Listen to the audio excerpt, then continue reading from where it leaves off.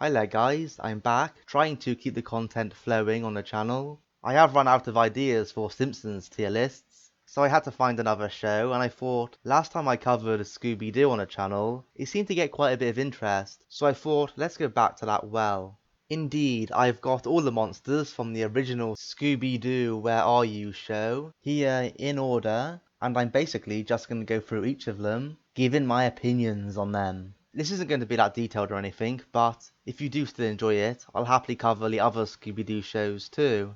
Anyway, I'm going to get into it with the Black Knight, and I think he has to go in godly, just because he was the first one which kicked everything off. He's kind of always stayed with the series, popping up from time to time in the newer incarnations of the show, and he's quite an intimidating presence in the episode. It's not the deepest mystery or anything, but I think he was a great starting point for the series as far as monsters go, so yeah, he's definitely a top tier monster.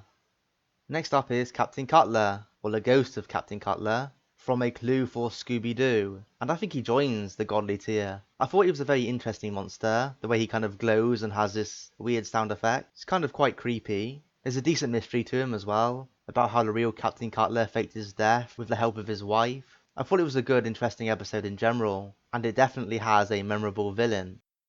Next up is Just the Phantom from Hassel in the Castle, and he's meh. I mean, as you can see, his design is very generic. I mean, he serves a purpose, doesn't he? It was still very early on in the series, but I never found him that memorable, and he doesn't do things in the episode which kind of spring to mind, so yeah, I'm gonna leave him in there. Next up is Minor 49er from Mind Your Own Business, and he's meh as well, I think. On paper, he should be more interesting than he is, with the whole backstory to him. But at the end of the day, he's just like a tall guy on stilts. That's all he is, so that is a bit uninspiring in a way. And I guess he's kind of memorable, but I'm just not a fan of him really, never have been.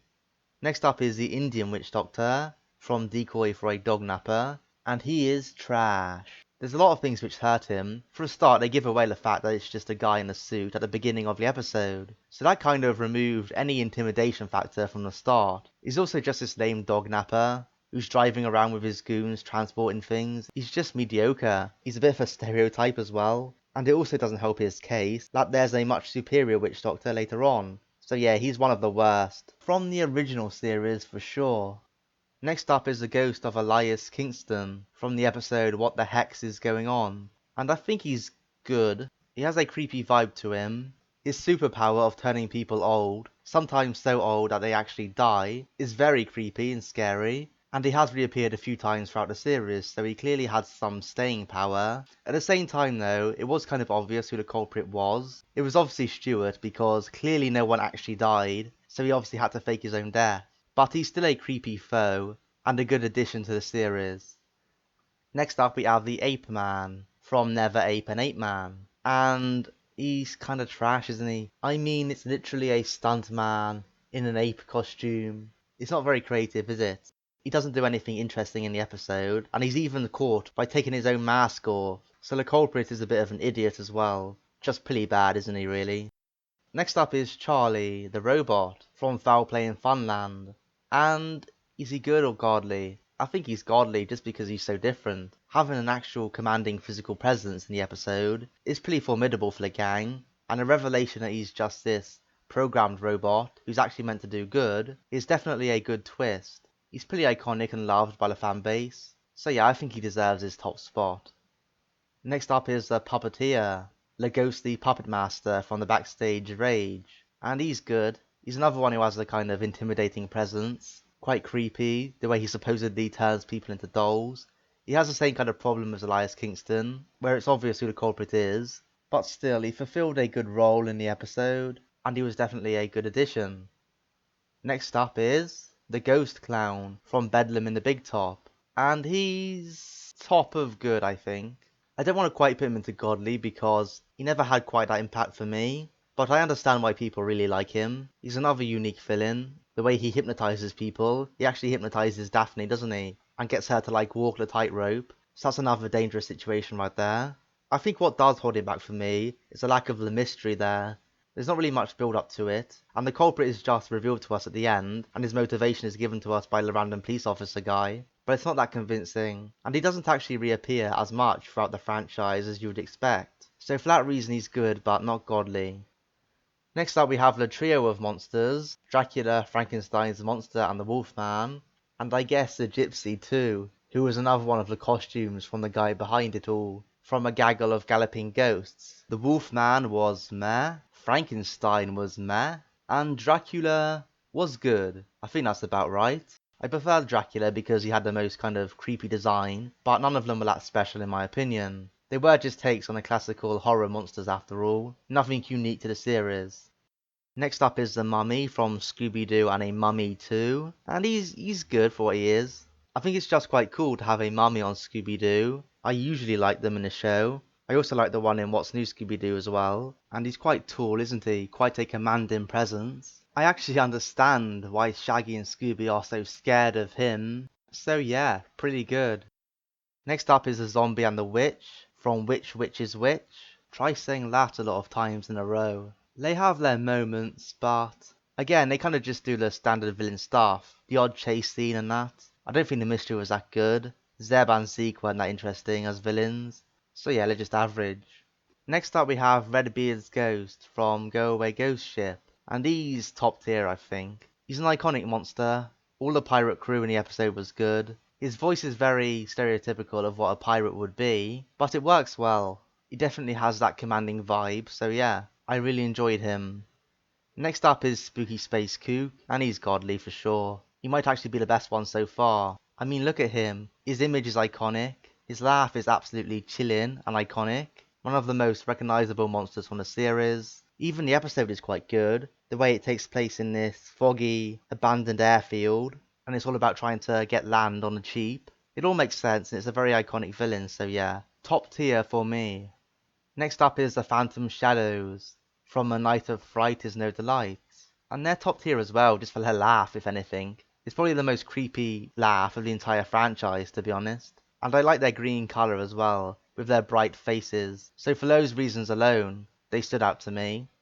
Next up is the Snow Ghost from That Snow Ghost. And like a lot of these more kind of one-dimensional villains, he's quite generic. He's alright, he serves the snowy setting well, meant to be this kind of big, intimidating, frightening yeti, but that's all he brings to the table. And I never found his episode that great either, so yeah, he's okay, nothing more. Next up is Mr. Hyde, who of course turns out to be Dr. Jekyll, and he is just about good, I think. This show's take on the whole Jekyll and Hyde story was done reasonably well. I like how it confused the gang at first. The mystery is also decent, with the clues in the book, and the suction cups and all that. It's a good episode with a good villain, that's why he's in good. Next up is the Ghost of Zen-Tuo, from the Mystery Mask Mix-Up. And he's meh for me. I mean, he's top of meh because he does have an interesting design, but I feel like he should be better. He should stand out more than he does. I found the episode to be a bit underwhelming, to be honest, and the mystery wasn't that great. So yeah, if anything, I thought he was a bit of a missed opportunity. He's still not bad though, just okay. Next up is the Caveman, and you can probably guess where he's going. Very much along the line of the Snow Ghost. He's a one-note villain, quite physically strong, but also quite dumb and can be tricked easy. I know it's Scooby Doo, so they can all be tricked easy, but he's worse than most in that regard. Yeah, just an average monster from an average episode. Next up is the Creeper, and obviously he's godly. Is he better than the Spooky Space Kook? Debatable, but I think he has to be just on pure iconicness. He is the monster for Scooby Doo, isn't he? He's like the face of Scooby Doo monsters, so he's got to be right at the top. I love the episode he's in. I think the mystery is good. The Creeper is very creepy. His catchphrase is iconic. I even like the chase song in that episode. Scooby Doo fans will know the one. Does the word ostrich ring a bell? So yeah, everything about him is godly, what can I say? Next up is the Headless Spectre, and the Phony Ghost, I guess, from Haunted House Hang Up. The Headless Spectre is interesting, he's got a good design, he's definitely good, quite unique, and I think he does a good job. Even this guy is okay, I think he's good actually, even though it's clearly a man in a suit. I think there's some comedic value in that. Maybe I'm being biased because I quite like the episode, but yeah, they're both good for me. Next up is the other Witch Doctor, from A Tiki Scare Is No Fair, and he's good for me. He's much better than the other Witch Doctor. I like his mask better, his costume better. He's a bit more intimidating, he seems a bit more smart, he actually knows what he's doing, with the way he controls the big stone statue, for example. Yeah, I just think he's a good villain. Next up we have the other werewolf from Who's Afraid of the Big Bad Werewolf, and he's going in trash. Sorry about that, but it's one of the episodes I remember the least from the show, so clearly I'm not a fan of the episode, and he's just a copy of a monster we've already seen. You can argue all day about which design is better for the werewolf, but either way it's not great for me, so he's going in trash. Finally we have the Wax Phantom from Don't Fool with the Phantom, and I've seen kind of mixed reviews on this guy. Some people like him, some people don't. I'm more on the like side, so I'm going to put him in good. He's obviously in season 2, the last episode of the original run, and I quite liked the episode. I found it interesting. Roger Stevens is the culprit, the TV guy. He wants to kind of run away to South America, while putting the blame on Grisby, who's like the wacko guy, who claims to be kind of creating the Wax Phantom from wax. So that whole angle was interesting. His design was in some ways simple, but in other ways good.